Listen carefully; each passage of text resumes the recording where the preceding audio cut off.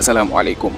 সাকিব হাসানের উপর এবার হামলা করার চেষ্টা করেছে বা ভয় দেখানোর চেষ্টা করেছে একদল মুখোশধারী লোক, আর তারা হচ্ছে ইন্ডিয়ান কিছু উগ্র সমর্থক।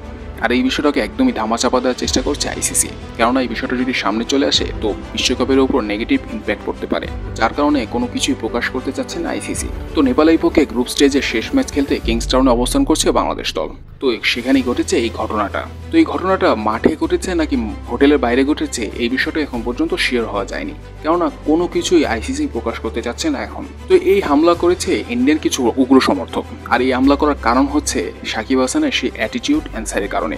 নিশ্চয়ই জানেন নেদারল্যান্ডসের পক্ষে ম্যাচ শেষে সংবাদ সম্মেলনে আসেন সাকিব আল হাসান, আর সেখানে সাংবাদিক তাকে প্রশ্ন করেন যে সেহবাগ তো আপনাকে নিয়ে অনেক বেশি সমালোচনা করেছিল, অনেক বেশি কথা বলেছিল। তখন পরিপ্রেক্ষিতে সাকিব জানতে চান কে সে, আর সাকিব হাসানের এই অ্যাটিটিউডের কারণেই সাকিবকে নিয়ে তখন থেকেই শুরু হয়ে যায় ইন্ডিয়া জুড়ে সমালোচনা। সাকিবকে নিয়ে এতটাই সমালোচনা বা এতটাই কথা হচ্ছিল, যার পরিপ্রেক্ষিতে এবার সাকিব আল হাসানকে ভয় দেখানোর চেষ্টা করেছে একদল উগ্র সমর্থক। আমরা এমনি তো জানি ইন্ডিয়ান সমর্থকরা একটু মাথা মোটা টাইপের।